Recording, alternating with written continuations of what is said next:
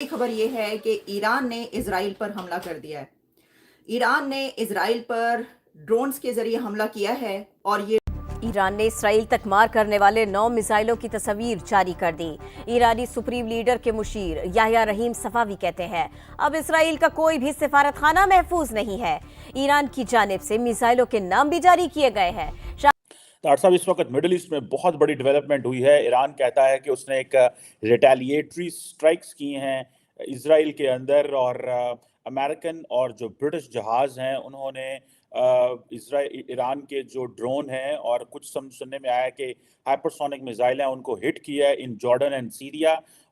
एक बड़ी, कई लोग कह रहे हैं ये वर्ल्ड वॉर 3 है। लेकिन ईरान ने इसराइल पर 200 के करीब ड्रोन और क्रूज मिसाइलों से हमला किया। ईरान ने शाम में ईरानी सफारत खाने पर इसराइली हमले का जवाब देते रात को हमला किया। पाकिस्तान के हवाले से मैंने कल आपको बताया था कि हो सकता है कि आपके 15-20 लोग जो हैं वो नेक्स्ट मिलियनर से बिलियनर हो जाए इस ईरान ईरान और इजरायल के बीच खूनी जंग किसी भी वक्त शुरू हो सकती है। हालांकि दोनों देश कभी सीधे तौर पर एक दूसरे से टकराने की हिम्मत नहीं जुटा पाए हैं, लेकिन इस बार हालात बेहद खौफनाक हो चुके हैं। अब अगर ईरान सीधे इजरायल को निशाना बनाता है तो सबसे बड़ा खतरा इस बात का है कि पूरे मिडिल ईस्ट में ये जंग फैल जाएगी और इसके नतीजे विनाशकारी होंगे, क्योंकि रूस भी ईरानी बर्बादी पर जरा भी चुप नहीं बैठेगा। ये बात अमेरिका और पश्चिम देश अच्छी तरह से जानते हैं।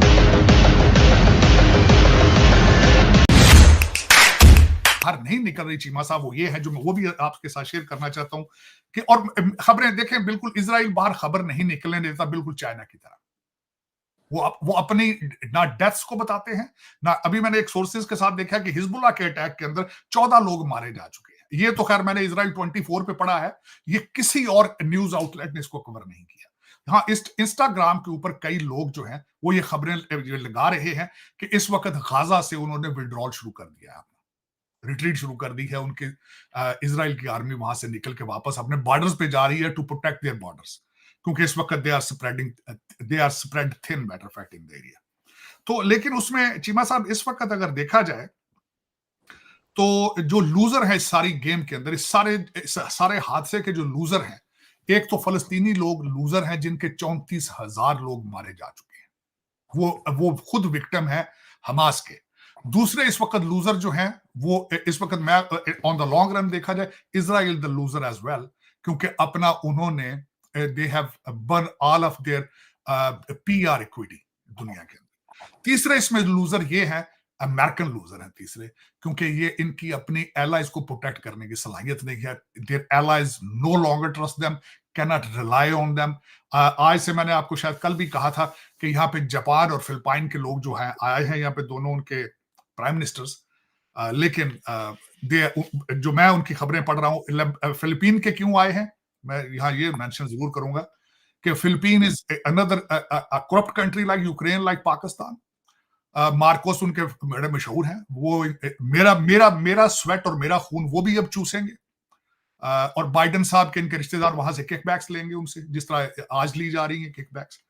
बिलियंस के हिसाब से ये खुद भी खाएंगे, फिलिपीनियों को भी खिलाएंगे, और ये सारे मिलके लंदन, दुबई और टोरंटो के अंदर अपने प्लाजे खड़े करेंगे।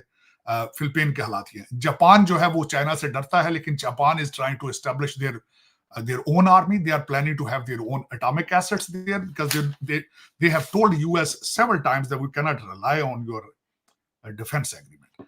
तो चीमा साहब इस वक्त अगर देखा जाए तो जो लग रहा, अच्छा, फिर उसके बाद मैं एक मजीद खबर आपके साथ शेयर ये करना चाह रहा था कि इस वक्त उनकी जो वार कैबिनेट है इसराइल के अंदर, उनकी मीटिंग जारी है कि हाउ टू रिटेलिएट, हमने इसका जवाब किस तरह देना है। अगर देखा जाए इस वक्त कॉमन सेंस ये कहती है कि रिटेलिएट करेंगे। इजराइल का टारगेट इस वक्त सबसे पहले ईरान का एटॉमिक एसेट्स होंगे, वो अटैक करेंगे, इस तरह माजी में वो कर भी चुके, और इसको एक्सपेक्ट ईरान भी इसकी तैयारी कर रहा है। लेकिन मेरे ख्याल में Iran, the way the Iran is strong there, matter of fact in that region, जिस तरीके से उनका इन्फ्लुएंस है वहां पे, they are strong, they can do whatever they feel like it. जिस तरह इजराइल अपने जो करता है, मर्जी करता है, वो भी करने की सलाह है मेरे ख्याल में। और तीसरी आपके बाद ये ऐड करूंगा चीमा साहब, इस वक्त Russia is in the full mode as well. Syria के अंदर उनके रशियन मौजूद हैं और उनके वहां पे उनके एसेट्स भी मौजूद हैं, उनकी नेवल बेस भी है वहां पे, और they are pretty active as well. तो जिसकी वजह से मैं ये कहने में इसमें नहीं कहा जा सकते, ये बिल्कुल कहने के लिए हक बजानब होगा कि we are sitting at the edge of third world war. अगर रशिया वहां से रिटेलिएट करता है, निकलता है। तीसरा यहाँ पे एक और बात में मेंशन, यहाँ से कुछ इनके अपने जो कैरियर हैं, they are moving towards Gaza. American जो है, they are moving towards the Gaza coast. इनके जो शिप कैरियर हैं, तो अगर ये शिप कैरियर इनके मूव करते हैं, और Russia has a naval base in Syria, और वो वहां पे एक्टिव हैं, they are active as well. तो अगर ये सारी चीजें देखें चीमा साहब, जो फर्स्ट वर्ल्ड वॉर है वो एक बंदे के मर्डर से शुरू हुई थी। First world war, second world war की बात नहीं, मैं फर्स्ट वर्ल्ड वॉर। एक गलत मिसाइल किसी गलत आर्मी बेस पे जाने से things can go to the next level. और जो 200 मिसाइल वहां से जुड़ा है, it is a first time in the history. Iran has never done it. This is the first time done it. लेकिन ये कि खबरें निकल नहीं रही बात चीमा साहब दर हकीकत, क्योंकि मेरा ख्याल है मिलिट्री स्ट्रेटजी होती है कंट्रीज की अपनी, दे डोंट डिस्क्लोज इट। और लेकिन मैंने आपको कोशिश की है कि जो मुख्तलिफ आउटलेट्स हैं उनसे रिसर्च करके, मैं क्योंकि खुद इंटरेस्टेड है, I am very much interested in that area. और दूसरा, पाकिस्तान के हवाले से मैंने कल आपको बताया था कि हो सकता है कि आपके 15-20 लोग जो हैं वो नेक्स्ट मिलियनर से बिलियनर हो जाए इस ईरान की। खबर ये है कि ईरान ने इजराइल पर हमला कर दिया है। ईरान ने इजराइल पर ड्रोन्स के जरिए हमला किया है, और ये ड्रोन्स इस वक्त इजराइल की तरफ जा रहे हैं, लेकिन इजराइल तक पहुंचने में इन ड्रोन्स को घंटों लगेंगे। अभी घंटों के बाद आप तक खबर पहुंचेगी कि इजराइल ने इन ड्रोन्स का कैसे सामना किया है, क्या उनको इंटरसेप्ट किया गया है। लेकिन इजराइल इस वक्त पूरे तरीके से तैयार है। उसके तैयारे इजराइल के एयरक्राफ्ट इस वक्त हर जगह अपनी टेरिटरी के ऊपर उड़ते हुए नजर आ रहे हैं। फुटेजेस ऐसी आ रही हैं, लेकिन इससे भी ज्यादा खतरनाक खबर यह है कि सिर्फ ईरान ने ही इजराइल पर हमला नहीं किया, बल्कि यमन ने भी इजराइल पर हमला कर दिया है।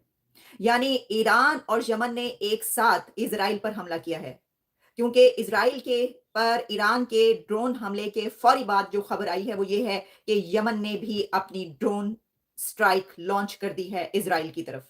तो इस वक्त 2 कंट्रीज इकट्ठे इजराइल पर हमलावर हो चुके हैं, और वो हैं ईरान और यमन। लेकिन सिर्फ खबर यहीं तक नहीं रुकती, बल्कि एक और खबर जो कि इस दुनिया के लिए वो भी इन्हीं खबरों की तरह एक खतरनाक खबर है, और वो खबर ये है कि इजराइल ने ईरान की एम्बेसी को बॉम्ब से उड़ा दिया है। दमेस्कस में ईरान की जो एम्बेसी है उसको इजराइल ने उड़ा दिया है, ये खबर आ रही है।